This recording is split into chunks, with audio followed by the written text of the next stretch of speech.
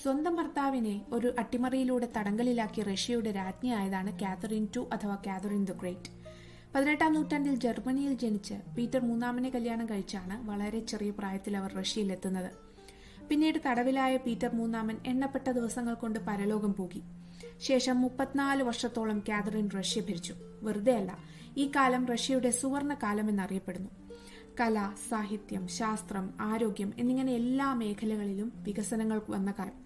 Poland പോലെയുള്ള രാജ്യങ്ങളിലേക്ക് ഭരണം വ്യാപിപ്പിക്കുക മാത്രമല്ല, സ്ത്രീകളുടെ വിദ്യാഭ്യാസത്തിന് ഊന്നൽ കൊടുക്കുക, ആരോഗ്യ മേഖലകളിൽ വികസനങ്ങൾ കൊണ്ടുവരിക, ആശുപത്രികൾ, മ്യൂസിയങ്ങൾ ഉണ്ടാക്കുക, ഈ സ്മോൾ പോക്സിന് വാക്സിനേഷൻ പോലുള്ള അത്രയ്ക്ക് പ്രചാരമില്ലാത്ത സംഗതികൾ പരീക്ഷിക്കുക വരെ ചെയ്തിരുന്നു ഈ സമയത്ത്. എന്തായാലും എല്ലാം കൊണ്ടും വികസനങ്ങളിലേക്ക് റഷ്യ പോയിരുന്നു. പിന്നീട് മകനായ പോൾ ഒന്നാമന്റെ ഭരണത്തിലും കാതറിന്റെ വലിയ സ്വാധീനം ചെലുത്തൽ ഉണ്ടായിരുന്നു എന്ന് പറയപ്പെടുന്നു. അട്ടിമറിയിലൂടെയാണ് ഭരണം പിടിച്ചതെങ്കിലും റഷ്യയുടെ സുവർണ കാലത്തിലേക്ക് നയിച്ച ഭരണാധികാരിയാണ് കാതറിൻ.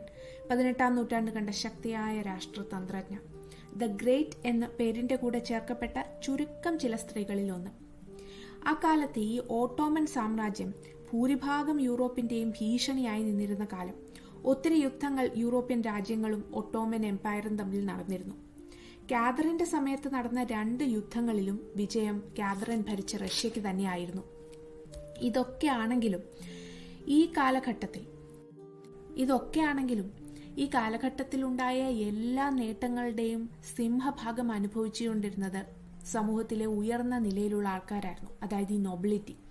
ഈ സവർണർക്ക് രാജ്ഞി കനിഞ്ഞു നൽകിയ അധികാരങ്ങൾ ചില്ലറയൊന്നുമല്ല.